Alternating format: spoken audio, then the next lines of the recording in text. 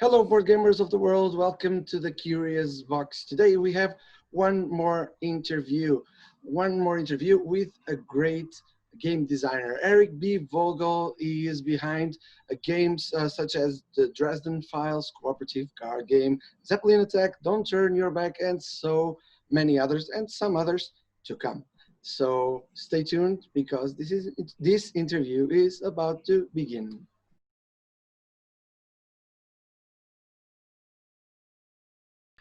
Hi, Eric. Hi. Thanks for coming to the Curious Box. Thank you for inviting me. I see you have already quite a very interesting career. You have some. Your name is not a strange name in the industry, but I wanna know how it all started. When did you start playing games? Okay, so I've probably gone through about 3 waves of playing hobby games in my life. So as a kid, first of all, aside from playing some of the kind of, familiar games kids play, I would buy those little metagame micro games. I don't know if you remember those. They're from the 1970s. And they were things that kids could afford. They cost $3, which was a lot more money in the 70s than it is now. But Yeah. and at the same time, they were totally unsuitable for, an 8 or 9-year-old to play. Really, they were sort of war games with combat tables and counters and chess. But they were very attractive objects to me, so I would buy them and try to play them with my father and not succeed very well. Then in high school, I started playing things like I had friends that were gamers that introduced me to things that were a little more my speed, like Illuminati and Cosmic Encounter and Nuclear War. So the kind of games that were popular, sort of non-war games that were popular in the 1980s. And then I really quit gaming about my sophomore year of college. I guess I was too cool to game at that age or something, and more concerned with other things. And then I came back to gaming as a hobby in 2002 after I finished graduate school. Really, the whole time I was in graduate school, I was too busy to have any hobbies. And then when I got out of graduate school, I suddenly realized I actually needed hobbies, social activities, and I attended just happened that I got invited to a couple of gaming parties where I played a couple of games that were from my adolescence and remembered, oh yeah, I really used to enjoy this, and somehow I forgot about it. I wonder if there are places out there that you can go and play these things regularly. And so I found a game night that happened on a weekly basis in San Francisco and started going. And that's where I first encountered Euro games. That's where I think the first one I played was actually Carcassonne, which is not a great favorite of mine. So it's a good thing that I hung in there past the first couple of plays. But then finally I got to try Puerto Rico, which I think was the game that really sold me on gaming and really kind of solidified me in the hobby. That was, I think, wasn't in the first week or two that I went to, but I think it was when I played that I really felt like, oh yeah, this is my hobby. I'm going to keep doing this. This is great. Is it still one of your biggest influences? I don't know if I would call it one of my biggest influences, but it's still a game I like to play a great deal. I'm not sure any of my games, at least any of my published games, are very much like Puerto Rico. But it's a game I still enjoy playing on a reasonably regular basis. And I think it helps that it was the first game I was really good at too. So it is interesting because I think the last 4 game designers I interviewed here referred Puerto Rico as the game that started everything. It was a really seminal game at the time it came out, I think. And for me, it was the first Euro game that really felt like it was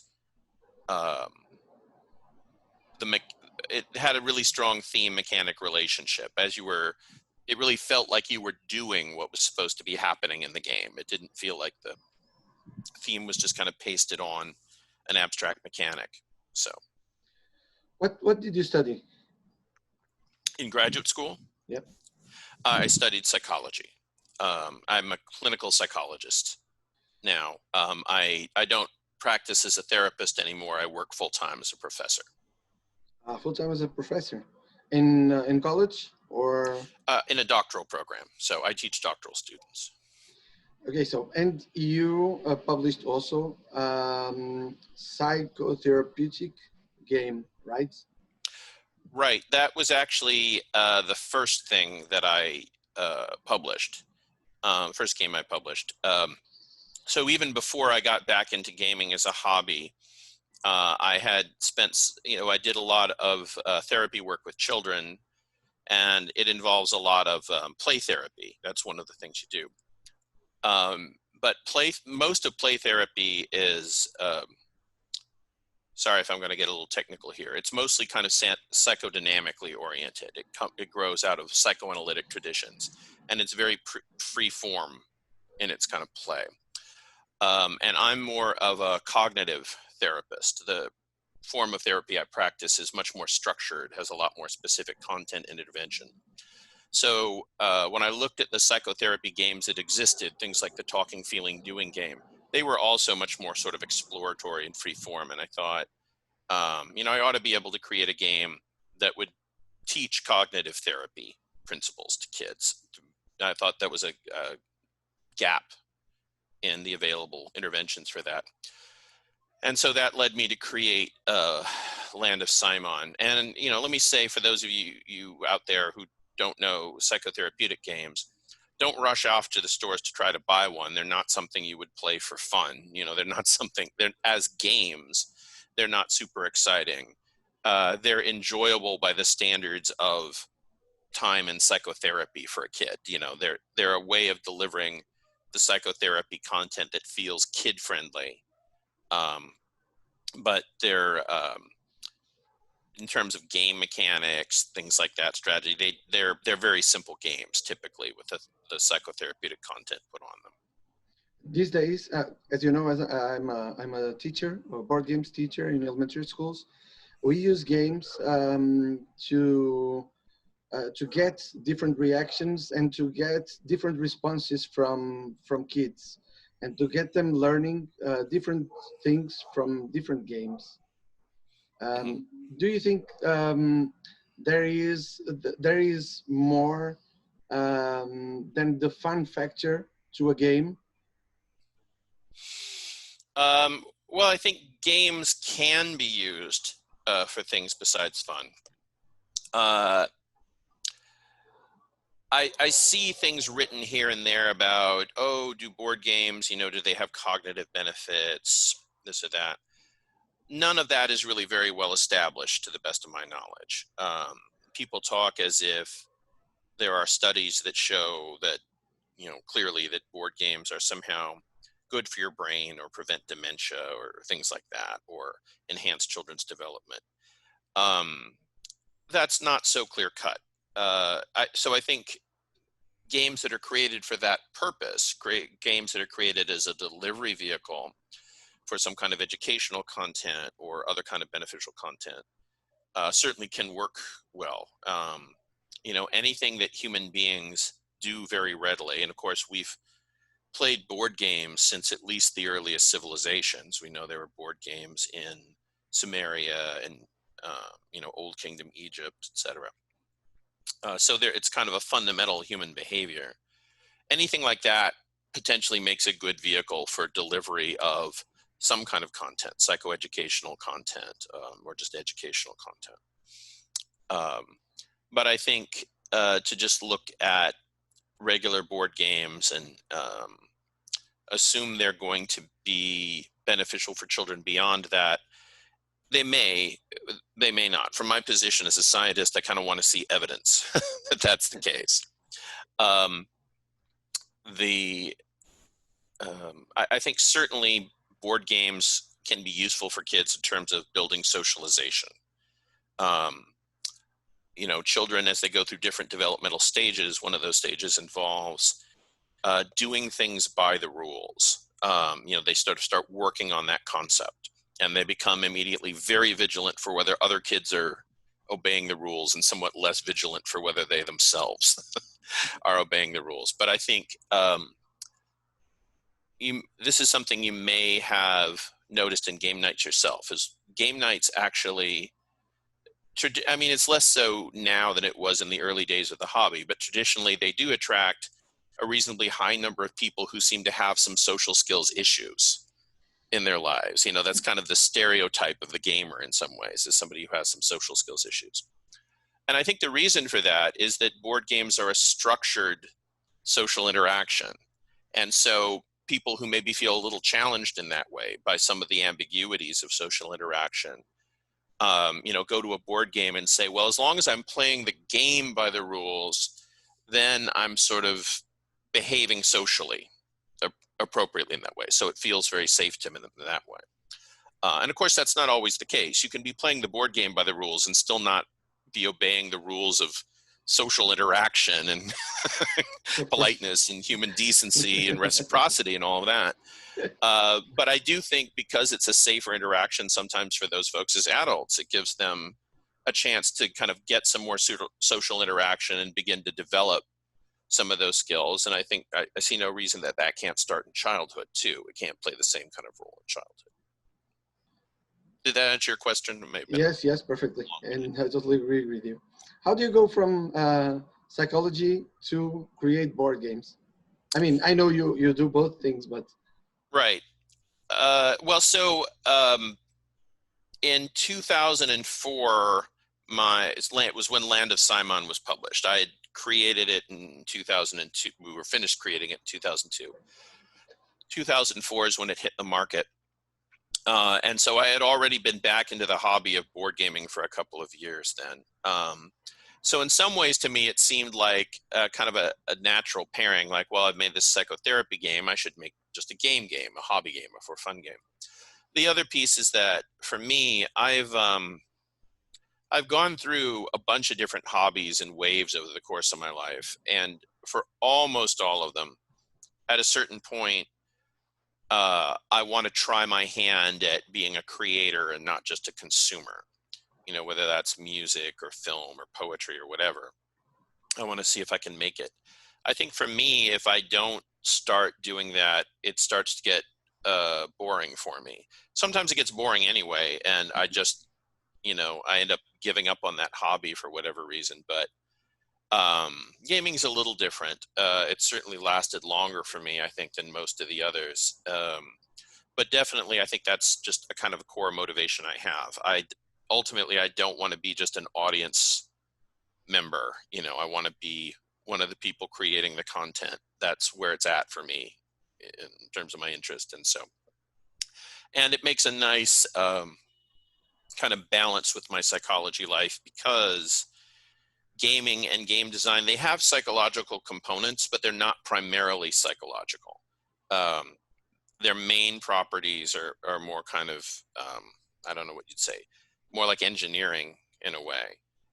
And so it makes a nice break from my day job when I'm kind of constantly have to be concerned with people's feelings and people's attitudes and things. I still have to take into account the psychological experience of the game ultimately, because if a game can be completely sound mechanically, can completely work in any kind of objective standpoint, and still people's experience is just, oh, that's not fun in some way. So it does ultimately come down to psychology. And even when you're playtesting, you know, you can't just sort of take what people say about the game and just say, oh, okay, well, I build on that. You have to kind of index people's experience of the game against how you saw them playing. So, you know, somebody's saying, oh man, that game is impossible, or that game is broken. If somebody says that and they performed really well in the game, that's one thing. And if they say that and they played terribly, it's not that you necessarily ignore that feedback, but you understand it a somewhat different way. You understand kind of what the problem is a little differently. Yes, and in the way, I mean, when you, I when I'm creating games and when I'm playtesting my games, one of the things, one of the basic rules I use for playtesting is observing, and more observing than actually hearing their final thoughts. Mm-hmm. And I think it's in the end it's more important to see how they react to the game than to get their final thoughts about the game, because mostly, or maybe not mostly, but it happens a lot that their final thoughts are not completely honest, or they tend to be um, nice to you because you are the creator of the game. Or And vice versa. I think a lot of times, sorry to interrupt, but I think a lot of times, particularly gamers, there's a common dynamic where they think um, being critical is how they prove their intelligence or how they earn your respect. There are people at a game convention who will wait in line to tell me what they don't like about my game that they like. They like the game, but they don't want to tell me about what they like about it. They want to tell me about what they don't like about it. And it does seem to be this odd kind of almost showing off dynamic at times. Anyway, I'm sorry. Go back to what you were saying. no, it's I agree. I totally agree with you. Maybe it's a way of people to feel more important. I don't know. I actually Yeah. don't know. I think a lot of gamers sort of identify um, their intellect as their strength. Sometimes there are people who, maybe don't feel as strong as others. They feel like, yeah, but my brain, I've got a great brain. That's who I am. So it's important to them to kind of show that off at times. I suppose it's important to me in my own way too. Um, but I think, both things are important. The experience of the game, and I agree with you that sometimes this sort of summative judgment at the end, it's not that that's not important. And I do think most of the time people are being honest with what they say. They may leave out things. They may not say things, or they may couch them in certain terms. Although certainly you have a lot of playtesters who don't do that. But you also want to observe kind of their sort of inadvertent feedback as they go along. You want to listen to their process during the game, what they articulate about what they're doing. And so you need both. It's contextual. You need to understand the play in light of their subjective experience of it, and vice versa. And you also, this is why it's important to have both regular playtesters that you use all the time, and be able to play test with people that you don't know and aren't so familiar. For the people who you play test with all the time, part of what's important is I get to learn their preferences and their biases, really. So I know when it's kind of their inherent bias talking and when it's really a response to this game. So one of my play testers, for example, one of his regular things is he's always looking for games to kind of have a novel gimmick, not so much a mechanical gimmick, but more like a thematic gimmick. I don't know if you ever played the game Poseidon's Kingdom, which was this game that had this big rocker shelf, and you put all the resources for the turn up on the rocker shelf, and then you tipped it over onto the board, and they all kind of spilled out across the board, and you played it with a light. He just loved that device. That's the kind of thing he likes. So he's always telling me I should put that kind of thing in my game. And I just know, okay, that's not an important piece of feedback to take from this guy, because it's just what he thinks about every game he plays. It's not a response to my game. And then when I hear something else from him, I think, oh, no, this is really about what I have. So, regular playtesters are invaluable for that. And then you need playtesters who aren't your regular. You need a variety of those. You need more than one group of people like that. But you also need to play test with complete strangers so that you get away from kind of issues of groupthink and other things. I can think of a game design I worked on early where I thought the game was great. I thought it was this tight, really well-designed game because I played it with my regular games group who are all excellent gamers. And then I took it into a group where there was one gamer who really wasn't that good. And he couldn't figure out how to play to his own advantage. And what I discovered is if one player is doing that in that particular design, it prevents any player from scoring. So the game was actually broken, and I would never have discovered it if I'd never played with kind of this one random guy. And in fact, I had to abandon that design. It was an unsolvable problem. I've gotten a little off track, but that's kind of my thoughts on the whole subject of sort of playtesters and sort of their feedback versus your observation. But it's been a thing that's came up with a publisher before, that they really wanted me to sort of send the game off to playtest groups that I wouldn't be a part of and get verbal reports back from them. And I had to insist that's useless to me. I can't make changes to the game based on that because I didn't observe how they played. Like if you want to do that to make your own, the publisher, if they want to do that to make their own judgments about whether the game is up to snuff or not, that's up to them. But I can't edit based on nothing but that kind of report back. You can to solve that problem, you can ask the players, the players you don't know, to record the session. You can. Even so, there are times it's still much less useful to me. There are times I need to kind of ask people questions as things go. One of my big things in my day job, my professor job, is I'm a qualitative researcher. And so interviewing people is kind of one of my specialties.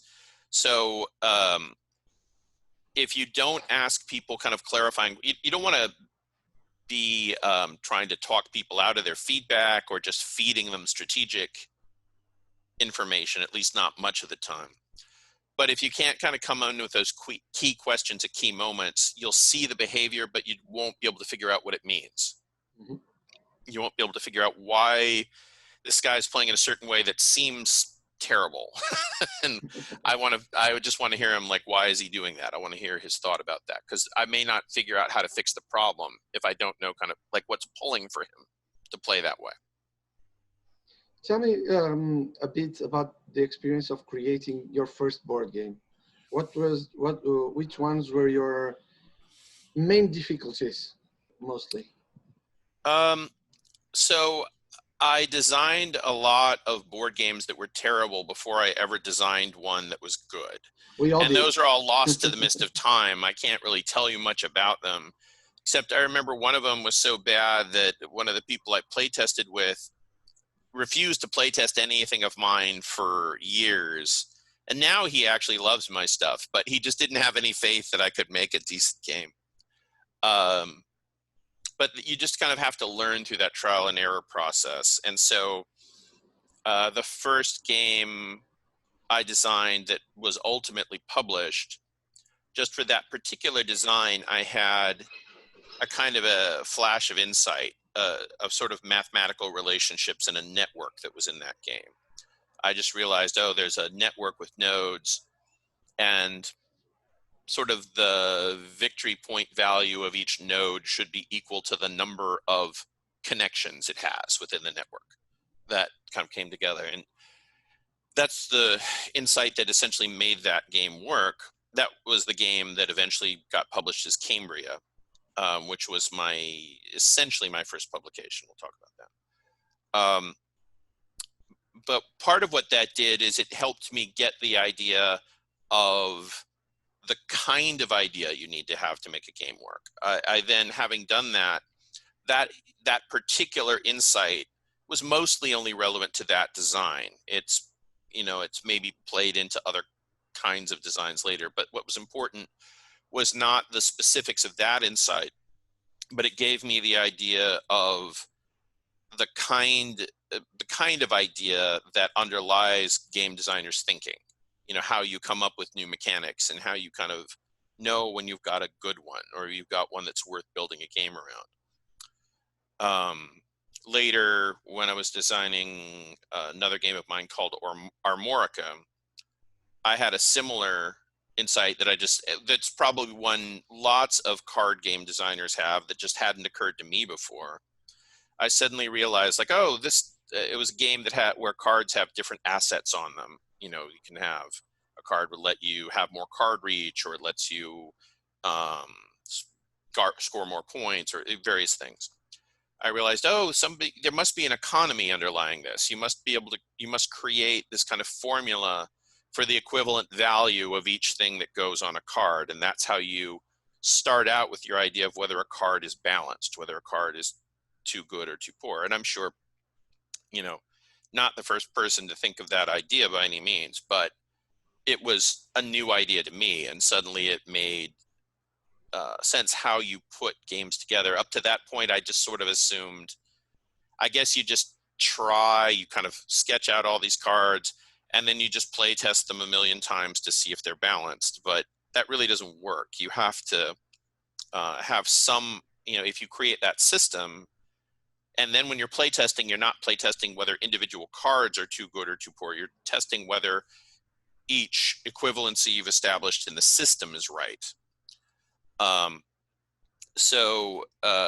Though it was basically, you asked what kind of difficulties did I overcome. It was getting that kind of idea that really got me to the point where I was sort of fluent in game design, and I could really make good things and have a good understanding of when I had an idea that was worth following up on and when I didn't. So that was pretty key. And so that my first sort of experience of that came together around my game Cambria. So that's sort of the difficulties of the design process. Publication is a different matter. So with Cambria, or the game that became published as Cambria eventually, I actually just, I finally thought I had something that my friends were giving me feedback of. This is really good.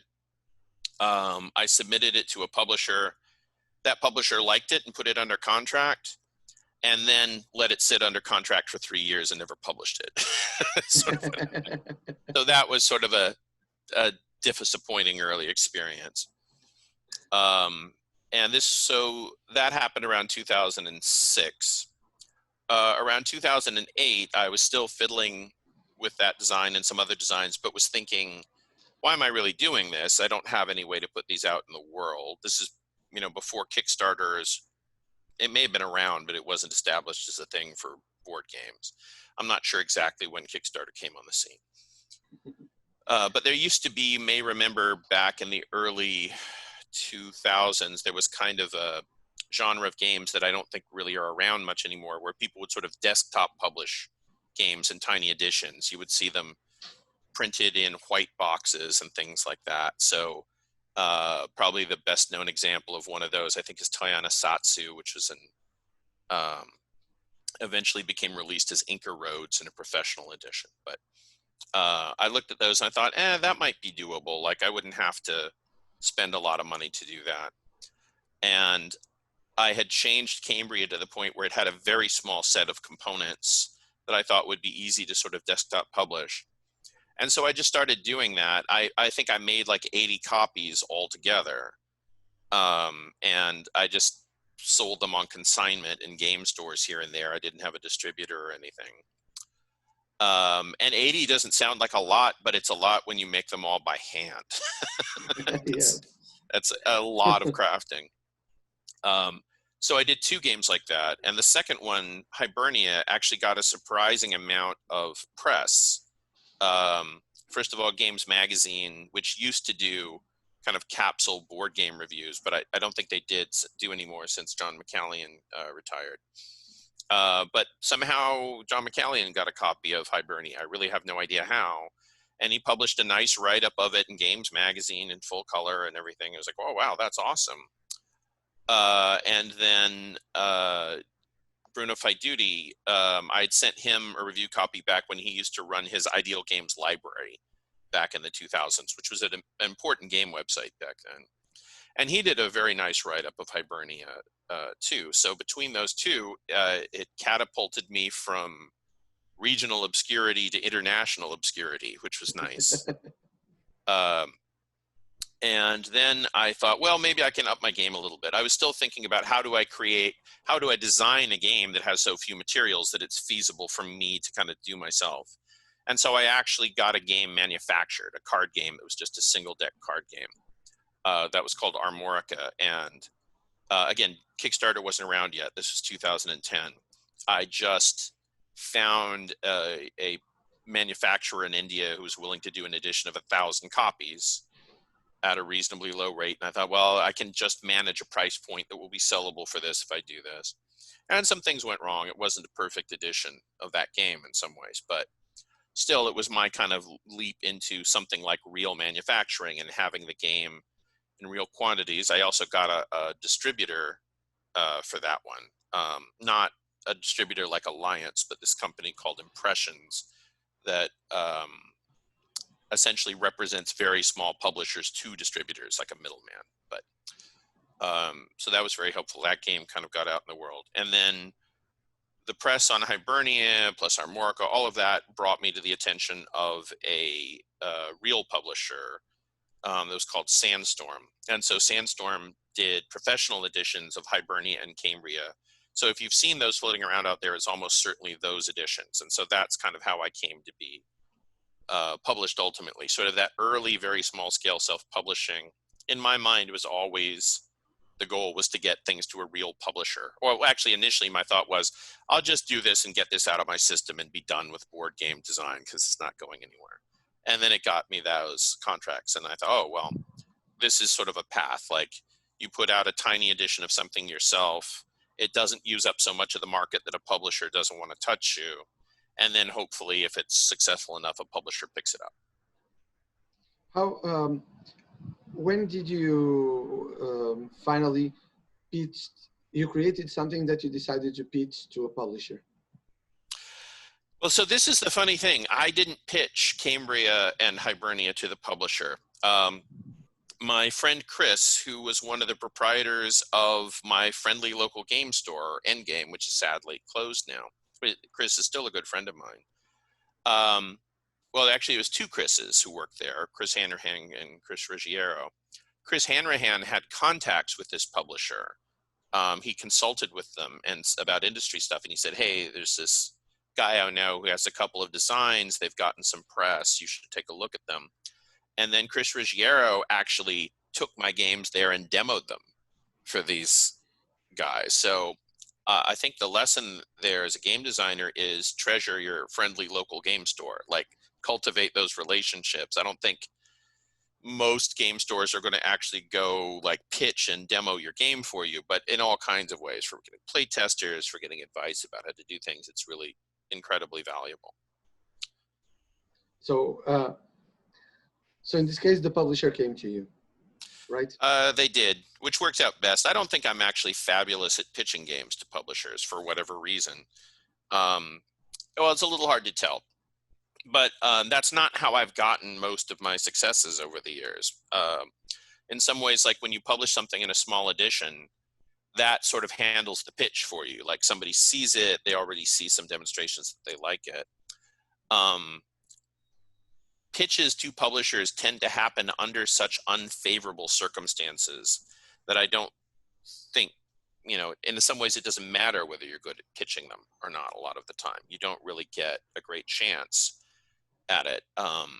First of all, publishers are forever setting up things like, oh, those speed dating events or whatever. And so you're supposed to just sit there and you have some kind of elevator pitch for your game. Well, how much good does that do? Let me give you a metaphor. If I gave you an elevator pitch for chocolate right now, would it give you any idea what the experience of eating chocolate was like, or whether you would or wouldn't like chocolate? No, probably not. No, right. On the other hand, if you just try some chocolate, you can know in short order whether chocolate is for you or not. Yes. And it's very much the same way with board games. So first of all, if a publisher is not willing to actually sit down and play a game with me, then I think it's almost a pointless exercise. Like whatever you do before that, you know, you talk them into playing the game with you or not. But if you don't talk them into playing the game with you, if you give some pitch and they say, oh, I'll take a copy of the game with me, probably that game is just going to get lost. I don't know if you ever play, there's an old Tom Wham game that was published in Dragon magazine called File 13 about submitting games to a game publisher. And the whole game is about not letting your games end up in File 13, which is essentially a garbage. And games will inevitably sort of drift through these departments, but they all have a route back to the garbage can. And I feel like, I've lost more prototypes that way. And most of the time, if publishers do sit down and play with you, it won't really be them. A lot of the times it'll be like, okay, I have these underlings, they're going to go play the game with you, which is great, except that they're nowhere near decision makers. So then they're just have the job of trying to convince the decision maker to actually pay enough attention to your game to see if they like it. So now actually I have an agent, and there's only who runs the only board game agency in the world as far as I know. But it works great for me because he actually is pitching my games to publishers as opposed to me. And it was something that I don't really know whether I'm any good at pitching games to publishers or not, but I do know I don't really like the experience and often don't find it very productive. And I think they'd probably just inclined to take him more seriously than they take me anyway. So, and that's part of how I got the publication deal for Kitara, the game I have coming out next, is my agent got it for me. So, how many games have you published? it depends a little bit what you consider published, but in things you would clearly consider professionally published, I think 8 hobby games, not counting Land of Simon. Which one brought you? Which one you think that brought you more public recognition? I think Dresden Files brought me the most public recognition for sure, especially in the United States. It hasn't had any editions, but English editions, and so although it's got some attention internationally, it's a little harder for it to do because it's a language-heavy game. But the Dresden Files is a super popular series of novels, best-selling novels in the U.S., and so that attracted a lot of people to the Kickstarter. The Kickstarter raised $500,000, which was the biggest Kickstarter for that company to that point. And so that's just brought, so that can get eyes on the game initially. Of course, then the game has to be good for that to do you any actual good in the long run, because otherwise you just end up with a lot of people buying a game they don't like. So I think then once people had played Dresden Files, now I get to hear from a lot of people who don't actually know the book series at all, but love the game. So that one is definitely kind of my best selling and most well known. Second after that would probably be Romans Go Home. Not the tiny edition I kickstarted and self-published, but the professional edition that followed, which was done by Editions Louis Mem. That got published in English, French, German, and Polish. And so it also got an online implementation on Boîte à Jeux. So that, I think, brought me, that's probably my game that's best known in Europe. Dresden Files also got an app for a lot of different platforms. It just came out for the Twitch. And so it's also gotten, when that happens, that also brings you a newer, larger audience. How did you end up creating an IP game? Well, the publisher in this case, Evil Hat Productions, is one who I had already designed 3 games for. And the first game I designed for them, Zeppelin Attack, not only had an IP, which was their inherent IP, it was, they had commissioned a game from a different designer. And so all the art had been done for that design, but they'd started late in the game. They decided the design had some issues and they weren't happy with it the way it was. And the designer was too busy with other projects and couldn't work on it. So they hired me to fix that design. And I made a good faith effort. And I finally said, I just can't, I can't accomplish what you want working with the design this person already created, but I think I can create a new game for you using all the existing artwork. So I had to design not just to an IP that was very specific because it came from one of their role-playing games. I also had to design all the cards to use all these existing pieces of art that were created for a different game. So that was my introduction to IP designing right there. That was how I started with it. And it was a very it was a good experience, but it was also a very restricted design process in a lot of ways, because they also had some very hard limits about materials, like to the point where I was like, can I get 4 extra cards? And the answer would be no. Things like that, because they were quite a small publisher at the time. Then I was a known quantity to them, and they were thinking about creating a Dresden Files game, because they already had a Dresden Files role-playing game. So they already had a license for that. You know, they already had an established connection with the author and the author's agent. And they had been working on a game. They'd had a different designer, again, working on a game that was essentially a Dresden-themed version of Hearts. And I looked at it. It's not that it was a bad game. It just didn't, I didn't think it was something that would please the fans of that IP. So I proposed to them, like, why don't you have somebody else design you this game? Like, it could be me, or I know a couple of designers who are more famous than me. I could introduce you to them. And so my early days at Evil Hat did involve a lot of crushing other men's dreams. You know, they had some design and that I essentially stole from under them. Which I won't say I don't feel at all guilty about it, but it was the right artistic choice at the time. And that's when they said yes to me doing it, and also announced to me that they wanted it to be a cooperative game, which I had never designed before. So that started this whole process of needing, and at the time I didn't really like cooperative games. I was kind of one of those people who was against them, but it started me down this whole process of having to learn how to design a cooperative game from the get-go, and studying existing designs, and at the same time trying to figure out how to create something that would be very different from the existing designs. So, and something that would reflect the theme. So again, a lot of restrictions to work within to come up with the final product. It's the first time I hear about an experience of creating a game with so many restrictions. Yeah, when you work with IP, that's just one of the things that's a little funny, is I think the gaming public has the idea that somehow designers pick the IP and go up and create a game in it. But of course, unless you're a self-publisher, there's no way to realistically make that work, because why would you design a whole game around an IP that you didn't know whether you could get, or whether a publisher would even be interested in? So IP games, at least in my experience, are normally done by commission. The game company commissions you to create a game around the IP.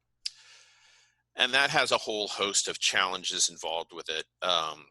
Most IPs, in my mind, aren't really that well suited for board games, or they're only suited to a very specific kind of board game. You know, something like, it's very rare that you would get an IP like Pillars of the Earth, for example. I don't know if you ever played Pillars of the Earth, Yes, or read Pillars of the Earth. Mm-hmm. But it's the rare example of a work of fiction that really centers on the setting, the location, instead of on the characters so much. So you can make the board game about the place where the novel takes place, and sort of the larger scale action of the novel. To me, that's a natural fit for a board game. Something like Dresden Files is tougher, because to see the theme represented, people don't want to see the world, they want to see the characters. They want to be able to be the characters. And so you start to move to something that's more like a dungeon crawl in terms of a design in some way, an adventure, which is fine, but that's not what the majority of board games are like. That's a subset of board games. And the thing I've run into a little bit as I've considered other sorts of IP is I always have a desire to not repeat myself in board game designs too much. I really want to feel like I'm doing new stuff all the time. And so then going forward to IP work, it tends to be, you know, pulling it more in that same direction of Dresden Files, when I don't want to kind of just stay locked. I'm happy to design more for the Dresden Files if the publisher wants more, but I don't really want to stay locked into that direction so much of having to sort of represent things at the character level, because it's much more limiting in terms of design. Of course. I want to know a little bit more about your next project. I see the pictures running around. Yeah. behind Well, you? pimping ain't easy. You gotta you gotta find ways to put the word out there about your game. So I've got a slideshow going behind me. So the game you see going on behind me is my next game to come out, which is Kitara, which is going to be published by ELO, which I'm excited about. They're a larger publisher than I've worked with in the past, and they do beautiful work, as you can see from the artwork behind me. Yep. Miguel Coimbra is I've never met him in person. I might not be pronouncing his last name. Actually, Coimbra, I think is how you say it. Beautiful artist, doing great work there. So this game is one that I actually initially designed quite a while ago. The first version of it was originally intended to be a sequel to Hibernia and Cambria with that publisher, and that publisher went out of business, so they weren't there for that game. And I'd moved that game around. A couple of different publishers have looked at it over the years, and so it's gone through a couple of different themes in that process. But it's definitely it's evolved over that time, and it's now several steps up in complexity. From it's still not a heavy game, but it's significantly more complex than Cambria and Hibernia were. And so eventually my agent got me a deal for this game with Yellow, and Yellow wanted to set the game in ancient Africa, set it in historical pre-colonial Africa, which was really exciting to me, because that's a theme I think is really underutilized. Games about Africa tend to be mostly about colonialism or tourism. They're kind of all about Westerners in Africa in a way, Europeans or Americans in Africa. So a game that was just in reference to Africa itself, or traditional culture, was more interesting to me. But having set that parameter, then they gave me a lot of the responsibility and freedom for finding the specifics of the theme. So me being able to track down a specific historical place and time and really do some research on that. We finally themed it around the Kitara Empire, which is it's a really great setting for a board game to me, because it's very similar in a way to the story of the Iliad, in that sense that it kind of straddles the line between mythology and history. There really was a Chowezi Empire at this time, and at the same time the traditional stories of the Kitara Empire give its ancient kings magical properties and things like that. So it's in that kind of zone that I think is of kind of epic narrative that I think is ideal for a board game like this, especially one that involves territory acquisition and conquest and kind of empire building. So that's sort of how that game can be. Did you want to know about it in kind of mechanically, what kind of game it is? That's what I was going to ask you next. Sure. So it's a light empire building game. So every turn, first thing you do is you get to draft a card, and the card expands the abilities of your empire. It gives you more units, more movement, more victory points, more victory points per turn, things like that.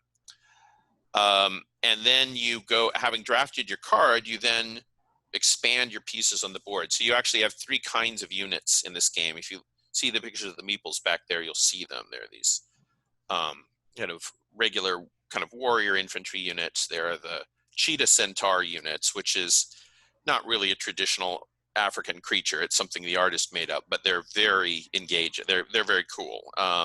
And that kind of magical sort of animal or animal-human hybrid is kind of a thing in various African mythology. So I can't say it's one in the local mythology, because this is centered in the Great Lakes region of Africa. There still is a place called Kitara, by the way, the kingdom of Bunyoro Kitara, I may be pronouncing that wrong, that kind of claims ancestry. It's part of Uganda. Anyway, so you have these three kinds of units, and they all serve different functions. So one kind of unit makes a certain kind of territory score for you if you have that unit in it. Another kind of unit lets you get points when you fight, as long as that unit is part of the fight. All the units can fight, but only these units get you combat points, or can get you combat points. And then a third kind of unit, if you makes territories essentially generate resources for supporting your cards. They support your cards so you can keep a larger amount of cards in your empire. But of course, on your next turn, your enemy advances, they force you to retreat, and so you don't have all those assets necessarily. They don't kill off your pieces, but they bunch them up together. And so the game is very dynamic. Every turn, you have to expand, you have to push out, and then most of the time you won't hold a lot of that territory. You'll be pushed back on other players' turn and contract, which is something it's always been a thing for me or an issue for me with games like Risk. That Risk has a lot of issues from my perspective, but the big one is that all the incentive is to turtle, to play defensively in that game. The player who, if player A and B fight in Risk, player C wins. Well, the problem with that is that playing defensively in a war game is no fun. Attacking is what's fun. So a bunch of my games, my dudes on a map games like Hibernia and like this, have all been trying to find different ways of getting around that problem. Different ways of making, that's again where kind of the psychology comes into the mechanics. You want the thing that is fun to be the thing that's advantageous to do in a game. And so that was part of the issue in this game is I made a game where it was really very hard to play super defensively. And so you had to play, as well as a game that involves rewards for playing aggressively. Very nice. How do you see, now that we are facing this, I would say, not normal situation right. with the pandemic and so on, how do you see what are your plans for the future as a game designer, and how do you see them coming through with the board game industry evolution now? Right. I think the future is probably going to have to tell me what the plans should be. My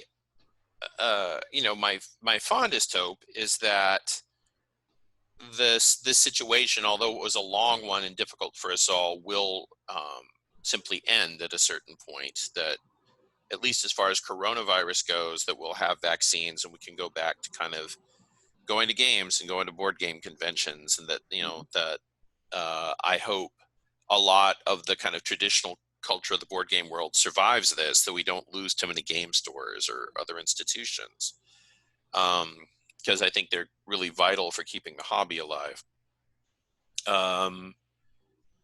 I think probably clearly so many more people have started playing board games online during this crisis. I know I certainly have. I did very little of that before lockdown, and since lockdown, I play online with almost all of the various online services in the neighborhood of 2-3 times a week. And I probably need to wrap my head around how to get my own games up on those services for playtesting purposes. I haven't actually been doing, through the whole first part of the pandemic, I haven't been doing a whole lot of designing for a variety of reasons, part of which is just being kind of bummed out, like a lot of us are during this. I just really wasn't in the mood. I am kind of back to doing it now. I've been making some revisions to one of my existing designs. And so I think I'll have to look at how to get that onto one of the various online platforms in a way that allows me to play test it privately, just so I can start play testing that again. I've seen people do other things like put camera setups in their house and be moving for other people, but that just seems so cumbersome to me that I'm not sure you would get kind of the real experience of play testing it. Whereas I think my personal experience is you don't. Yeah. Whereas I think having it up on something like Tabletopia, I think you get probably enough of that experience for the playtest to have something like its normal value. So I may have to try to get that together. And I have a couple of games that exist in, on online platforms now that can be played over the internet. I didn't create either of those online implementations. But I think probably so many people have done so much more of that now that we have to assume it will, to some extent, be a bigger part of the market going forward. That is to say, even after lockdown ends, I think when lockdowns ends in the short term, I think everybody's going to quit playing those online platforms for a little while because they'll be sick to death of them. I know I am. I really long to be back in person with people playing board games. But I'm sure I'll also start to drift back towards it. You know, I'm realizing it lets me play with friends of mine who have moved away, you know, who I haven't played with in a long time and things like that.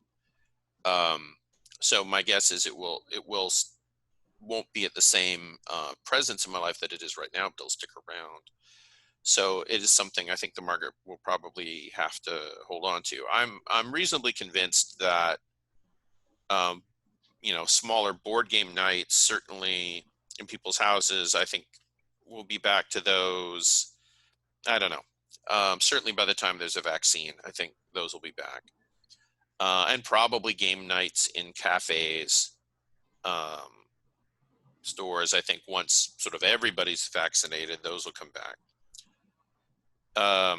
Larger scale events, we'll have to see if people's attitudes have shifted towards them. I really want to see them come back, but people don't, you know, and I think they will. I think people will want them to, people will want that to resume. Enough people will want that to resume. But probably some part of that audience, we don't really know how this is going to affect people's long-term habits, their long-term adjustment.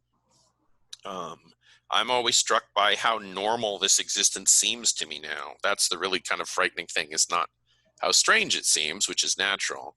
But I get up in the morning and I go sit down in front of my computer and say, oh, time to go to work. And I feel like I'm at the office. And I feel like I've talked to people after I've had them on Zoom all day. And at the end of it, say, oh, end of the work day, time to go home. And I go over to my couch and I start watching television. In some ways, I still don't like it, but in some ways I've adjusted to it. It feels more normal than it should. So to what extent will that hang around after I'm no longer an indoor cat, but allowed to go outside in larger measure again? I don't really know. Nobody knows, I guess. Yeah. We'll see. Eric, thanks so much for coming to the Curious Box. Oh, sure. Thank you so much for having me. I really enjoyed it. And I hope you guys there at home, you for sure you know some of Eric's games. I hope you share your thoughts here at the comment box, and of course subscribe to the channel for all the new interviews that are coming almost every week, and You know all what, if I can, other videos. Yes. sorry, please. if I can say one more thing. Yeah. Kitara is supposed to be released in October. You know, there's always a little uncertainty about that during coronavirus, but just to plug that, should be out in October. All right, so check out Kitara coming from Yellow in October. It's the latest from Eric B. Vogel. From me, it's everything. And as always, I hope to see you at a table close to you.